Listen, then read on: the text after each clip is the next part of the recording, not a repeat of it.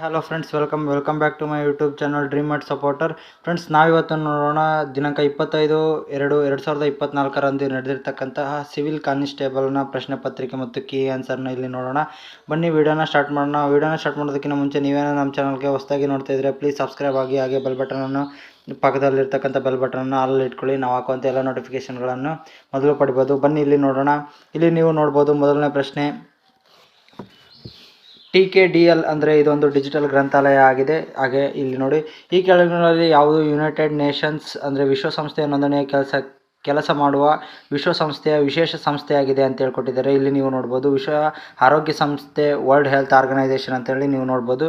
ಅದೇ ರೀತಿಯಾಗಿ next question ನೋಡೋದಾದರೆ, ಕಂಪನಿಗಳ ಕಾಯ್ದೆಯಿಂದ ನಿಯಂತ್ರಿಸಲ್ಪಡುವ CSR ಪರಿಕಲ್ಪನೆ ಯಾವುದಕ್ಕೆ ಸಂಬಂಧಿಸಿದೆ ಅಂತೇಳಿ ಇಲ್ಲಿ ಕೊಟ್ಟಿದ್ದಾರೆ. ಇಲ್ಲಿ ನೋಡಿ, ಸಾಮಾಜಿಕ ಜವಾಬ್ದಾರಿ. ಇಲ್ಲಿ ಕಂಪನಿಯ ಕಾಯ್ದೆ 1991ರಲ್ಲಿ ಬರ್ತಕ್ಕಂಥದ್ದು.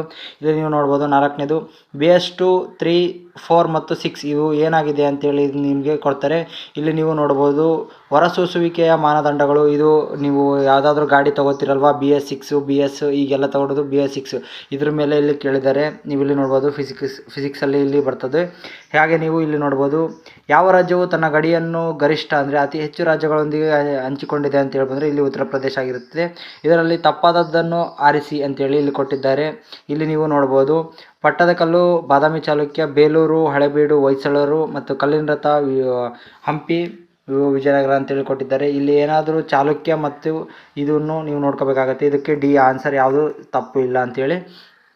ಅದೇ ರೀತಿಯಾಗಿ 7ನೇ ಕ್ವಶನ್, ಈ ಕೆಳಗಿನ ಸಂಸ್ಥೆಗಳಲ್ಲಿ ಮತ್ತು ಧ್ಯೇಯವಾಕ್ಯಗಳಲ್ಲಿ ಯಾವುದು ಸರಿಯಾಗಿದೆ ಎಂದು ಹೊಂದಾಣಿಕೆ ಮಾಡಿ ಬರೀರಿ ಅಂತೇಳಿ ಇಲ್ಲಿ ಕೊಟ್ಟಿದ್ದಾರೆ. ಇಲ್ಲಿ ನೋಡಿ, ಬಿ ರಾಷ್ಟ್ರೀಯ ಸಾಮಾಜಿಕ ಸೇವೆ ನಾನಲ್ಲ ಆದರೆ ನೀವು, national social service not me but you ಅನ್ನೋದು ಇಲ್ಲಿ ಸರಿಯಾದಂತಹ ಆನ್ಸರ್ ಆಗಿರುತ್ತೆ. ಇವು ಮೂರು ತಪ್ಪಾಗಿದ್ದಾವೆ.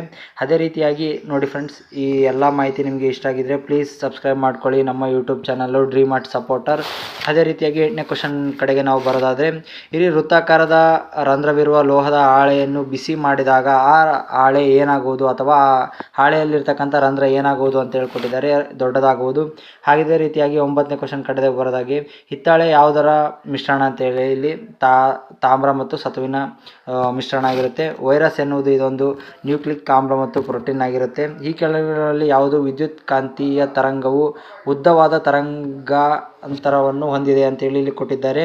ಅತಿ ಕೆಂಪು ಕಿರಣಗಳು ಅಂತೇಳಿ ಇಲ್ಲಿ ಆನ್ಸರ್ ಆಗಿರುತ್ತೆ. ಅದೇ ರೀತಿಯಾಗಿ 12ನೇ ಕ್ವಶನ್ಗೆ ಟಾರ್ ಎಂದರೆ ಏನು ಅಂತೇಳಿ ಕೊಟ್ಟಿದ್ದಾರೆ. ಇದೊಂದು ಡಾರ್ಕ್ ನೆಟ್ ಅನ್ನು ಪ್ರವೇಶಿಸಲು ವೆಬ್ ಬ್ರೌಸರ್ ಆಗಿದೆ ಅಂತೇಳಿ ಕರೆಕ್ಟ್ ಆಗಿರ್ತಕ್ಕಂಥದ್ದು.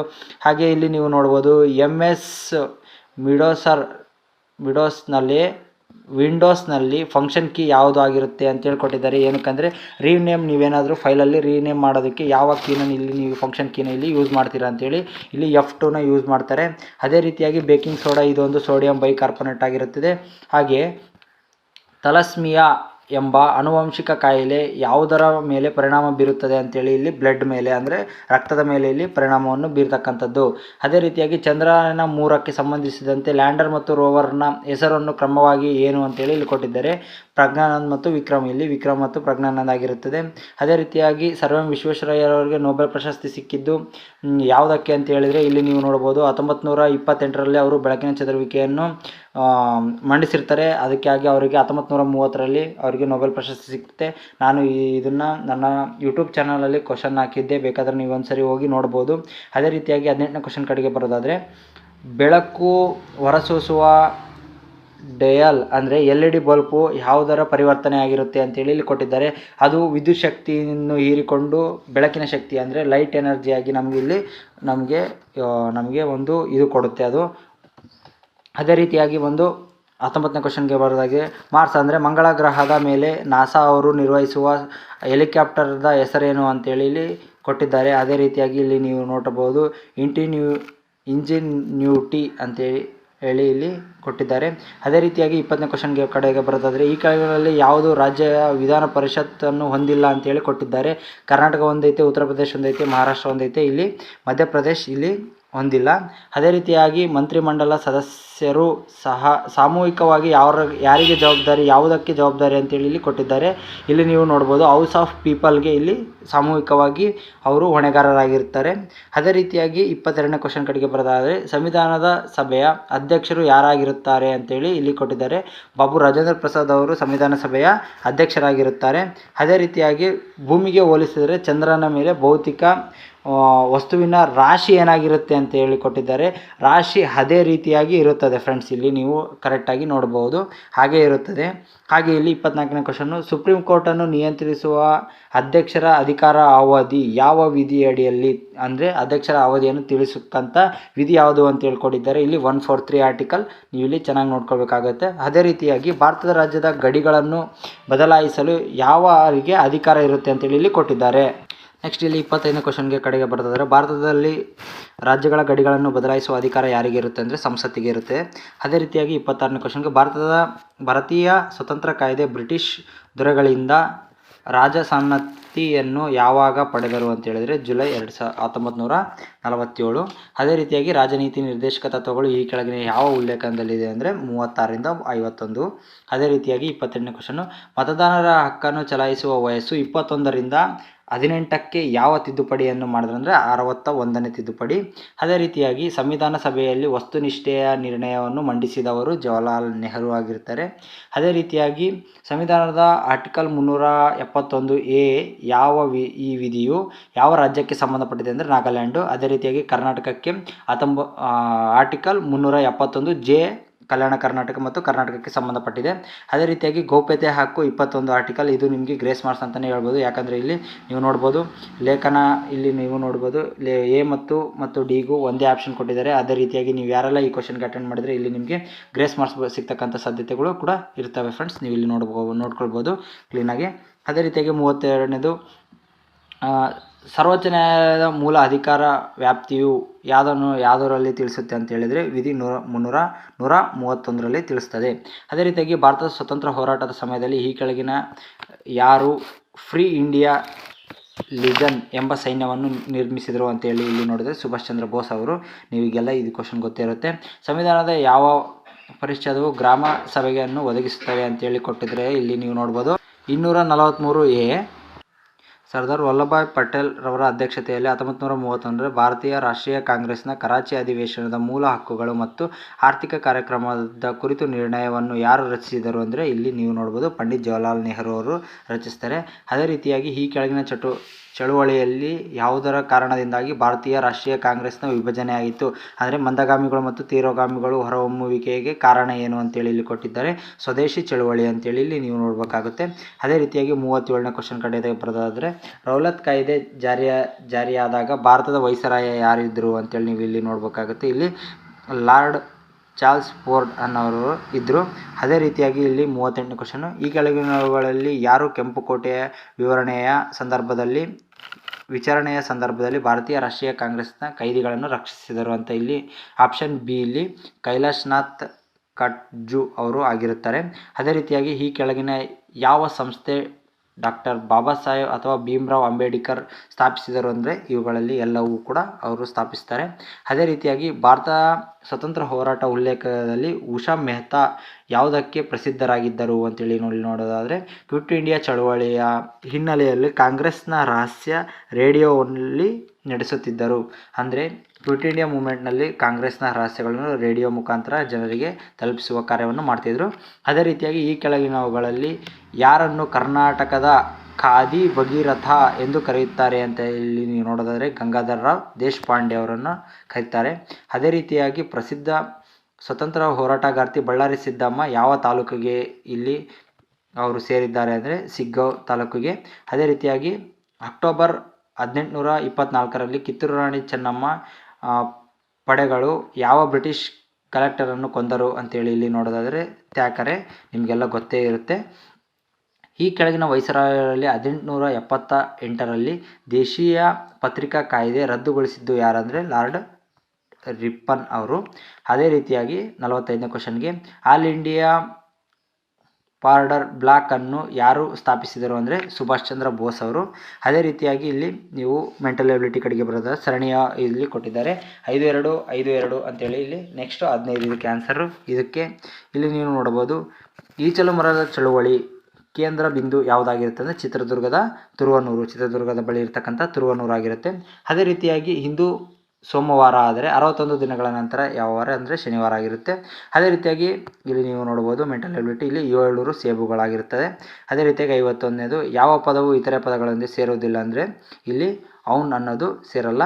ಅದೇ ರೀತಿಯಾಗಿ ಇಲ್ಲಿ ನೀವು ನೋಡ್ಬೋದು 51ನೇದು ಒಂದು ಧನಾತ್ಮಕ ಸಂಖ್ಯೆಯನ್ನು 17ರಿಂದ ಭಾಗಿಸಿದಾಗ ಇಲ್ಲಿ 3 ಆಗಿರುತ್ತೆ. ಅದೇ ರೀತಿಯಾಗಿ 52ನೇದು PQ ಸರಾಸರಿ ಮಾಸಿಕ ಆದಾಯ ಇಲ್ಲಿ 4000 ಆಗಿರುತ್ತದೆ. ಅದೇ ರೀತಿಯಾಗಿ 57ನೇದು 53ನೇದು ಇಲ್ಲಿ 756 ಆಗಿರುತ್ತೆ. ಅದೇ ರೀತಿಯಾಗಿ 54ನೇದು 6 ಗಂಟೆಗೆ ಒಟ್ಟಾಗಿ ಇಲ್ಲಿ ನೋಡಿದ್ರೆ 16 ಆಗಿರುತ್ತೆ. ಅದೇ ರೀತಿಯಾಗಿ ಒಂದು ಸ್ಥಿರ ದರದಲ್ಲಿ ಚಲನೆಯ ಅದು 1800 ಆಗಿರುತ್ತದೆ. 56ನೇದು ಡಿ 4.04% ಆಗಿರುತ್ತದೆ. ಅದೇ ರೀತಿಯಾಗಿ ಅರ್ಥಶಾಸ್ತ್ರದಲ್ಲಿ ಅಂದರೆ ಎಕನಾಮಿಕ್ಸಲ್ಲಿ GDP ಅಂದರೆ ಏನಂದರೆ ಗ್ರಾಸ್ ಡೊಮೆಸ್ಟಿಕ್ ಪ್ರಾಡಕ್ಟ್ ಇಲ್ಲಿ ಬಿ ಆನ್ಸರ್ ಆಗಿರುತ್ತೆ. ಅದೇ ರೀತಿಯಾಗಿ ಎಷ್ಟು ಮಹಾರತ್ನಗಳು ಇದ್ದಾವೆ, ಇದು ಕೂಡ ಎಕನಾಮಿಕ್ಸ್ಗೆ ಸಂಬಂಧಪಟ್ಟಂತೆ ಎಷ್ಟು ಮಹಾರತ್ನಗಳಿದ್ದಾವೆ ಅಂದರೆ 13. ಅದೇ ರೀತಿಯಾಗಿ ಸೈಬರ್ ವರದಿಯನ್ನು ಮಾಡುವಾಗ ಈ ಕೆಳಗಿನ ಯಾವ ಸಹಾಯವಾಣಿಯನ್ನು ರಚಿಸಲಾಗಿದೆ ಅಂತೇಳಿ ಇಲ್ಲಿ ಕೊಟ್ಟಿದ್ದಾರೆ. ಅಂದರೆ ಸೈಬರ್ ಕ್ರೈಮ್ ಆದಾಗ ನೀವು ಯಾರಿಗೆ ಯಾವ ಕಾಂಟ್ಯಾಕ್ಟ್ ನಂಬರ್ಗೆ ಫೋನ್ ಮಾಡ್ತೀರಾ ಅಥವಾ ಯಾವುದು ಅದಕ್ಕೆ ಕೊಟ್ಟಿದ್ದಾರೆ ಅಂದರೆ ಇಲ್ಲಿ ಬಿ 1930. ಅದೇ 1930 ಆಗಿರುತ್ತದೆ. ಅದೇ ರೀತಿಯಾಗಿ 60 ಎ ಮತ್ತು ಬಿ 2 ಪರೀಕ್ಷೆಗಳ ಕೊಠಡಿಗಳಲ್ಲಿ ಅಂತ ಬಂದರೆ ಇಲ್ಲಿ 100 ವಿದ್ಯಾರ್ಥಿಗಳಿರ್ತಾರೆ. ಅದೇ ರೀತಿಯಾಗಿ ಪುಸ್ತಕವಾಗಿ ನಂತರ ಪ್ರಕಟಿಸಲಾದ ಭಾಷಣ ಅನಿಹಿಲೇಷನ್ ಆಫ್ ಕ್ರಸ್ಟ್ ಬರೆದವರು ಯಾರು ಅಂದರೆ ಡಾಕ್ಟರ್ BR ಅಂಬೇಡ್ಕರ್ ಅವರು. ಅದೇ ರೀತಿಯಾಗಿ ಈ ಕೆಳಗಿನ ಯಾವ ಪ್ರಾಧಿಕಾರವು ದೇಶದಲ್ಲಿ ವಿಮಾ ಕ್ಷೇತ್ರವನ್ನು ನಿಯಂತ್ರಿಸುತ್ತದೆ ಅಂತಂದರೆ IRDAI ಅನ್ನೋ ಸಂಸ್ಥೆಯನ್ನು ನಿರ್ವಹಿಸುತ್ತೆ. ಅದೇ ರೀತಿಯಾಗಿ ಮಾಹಿತಿ ಹಕ್ಕುಗಳ ಕಾಯ್ದೆ ಯಾವ ವರ್ಷ ಜಾರಿಗೆ ಬಂತಂದರೆ 2005ರಲ್ಲಿ. DSLR ಕ್ಯಾಮರಾದ ವಿಸ್ತೃತ ರೂಪ ಅಂತೇಳಿ ಇಲ್ಲಿ ಕೊಟ್ಟಿದ್ದಾರೆ. ಇಲ್ಲಿ ನೀವು ನೋಡ್ಬೋದು digital option B digital single lens reflex ಅಂತೇಳಿ ಇಲ್ಲಿ ನೀವು ನೋಡ್ಬೋದು. ಅದೇ ರೀತಿಯಾಗಿ 65ನೇದು ಈ ಪರೀಕ್ಷೆಗಾಗಿ ಕನಿಷ್ಠ ಅರ್ಹತೆಗಳಲ್ಲಿ ಒಂದಾಗಿ ಸೂಚಿಸಲಾದ ರಿನ್ನೆ ಪರೀಕ್ಷೆಯು ಇದಕ್ಕೆ ಸಂಬಂಧಪಟ್ಟಿದೆ ಅಂದರೆ ಶ್ರವಣ ಅಂದರೆ ಕೇಳಿಸ್ಕೊಳ್ಳೋದು. ಹಾಗೆ ರೀತಿಯಾಗಿ ಈ ಕೆಳಗಿನ ದೇಶಗಳಲ್ಲಿ ಯಾವುದು ಇನ್ನೂ ಮಹಿಳೆಯರು ಸರ್ಕಾರದ ಮುಖ್ಯಸ್ಥೆಯಾಗಿ ಮಾಡಿಲ್ಲ ಅಂತೇಳಿದರೆ ಯುನೈಟೆಡ್ ಸ್ಟೇಟ್ಸ್ ಇಲ್ಲಿ ಯಾವುದೇ ಮಹಿಳೆಯನ್ನು ಅಧಿಕಾರಿಯಾಗಿ ಮಾಡಿಲ್ಲ ಅಂತೇಳಿ ಇಲ್ಲಿ ಕೊಟ್ಟಿದ್ದಾರೆ. ಅದೇ ರೀತಿಯಾಗಿ ಇತ್ತೀಚೆಗೆ ಮುಕ್ತಾಯಗೊಂಡ ಆಸ್ಟ್ರೇಲಿಯಾ ಒಲಿಂಪಿಕ್ಸ್ನ ಓಪನ್ 2024 ಚಾಂಪಿಯನ್ಶಿಪ್ನಲ್ಲಿ ಟೆನ್ನಿಸ್ ಬಾಲ್ದು ರೋಹನ್ ಬೊಮ್ಮಪ್ಪ ಅವರು ಭಾರತದವರಾಗಿರ್ತಾರಲ್ಲ, ಇವರ ಡಬಲ್ಸ್ ಆಟಗಾರ ಇನ್ನೊಬ್ಬ ಆಟಗಾರ ಯಾರು ಇವ್ರ ಜೊತೆ ಆಡಿದ್ದು ಅಂತೇಳಿ ಇಲ್ಲಿ ನೋಡಿದ್ರೆ ಆಪ್ಷನ್ ಬಿ ಇಲ್ಲಿ ಮ್ಯಾಥ್ಯೂಲನ್ ಇಲ್ಲಿ ಇಬ್ಡನ್ ಅಂತೇಳಿ ಇಲ್ಲಿ ನೋಡ್ತಾರೆ. ಅದೇ ರೀತಿಯಾಗಿ 68ನೇದು ಈ ಕೆಳಗಿನ ಯಾವುದು ಮೂಲಭೂತ ಹಕ್ಕು ಹೌದು ಅಂತೇಳಿ ಇಲ್ಲಿ ಕೇಳಿದ್ದಾರೆ. ಇವುಗಳಲ್ಲಿ ಎಲ್ಲವೂ ಸ್ವತಂತ್ರದ ಹಕ್ಕು, ಶಿಕ್ಷಣದ ಹಕ್ಕು ಮತ್ತು ಬದುಕುವ ಹಕ್ಕು ಎಲ್ಲವೂ ಮೂಲಭೂತ ಹಕ್ಕುಗಳಾಗಿರ್ತವೆ. ಹಾಗೆ ಇಲ್ಲಿ ನೋಡಿದ್ರೆ ವರ್ತಮಾನ ಅಂದರೆ ಈಗಿನ ಪ್ರಸ್ತುತ ಭಾರತದಲ್ಲಿ ಎಷ್ಟು ಕೇಂದ್ರಾಡಳಿತ ಪ್ರದೇಶ ಇದ್ದಾವೆ ಅಂದರೆ 8.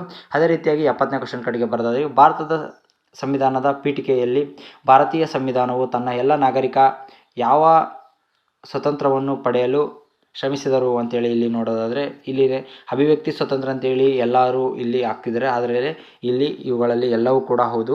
ಅದೇ ರೀತಿಯಾಗಿ 71ನೇ ಕ್ವಶನ್ ಕೇಳಬರೋದಾದರೆ ಇತ್ತೀಚೆಗೆ ಸುದ್ದಿಯಲ್ಲಿರುವ JN ಒಂದು ರೂಪಾಂತರವು ಅಂತ ಹೇಳಿ ಇಲ್ಲಿ ಕೊಟ್ಟಿದ್ದಾರೆ. ಇವುಗಳಲ್ಲಿ ಎಲ್ಲವೂ ಕೂಡ JN ರೂಪವಾಗಿರುತ್ತದೆ.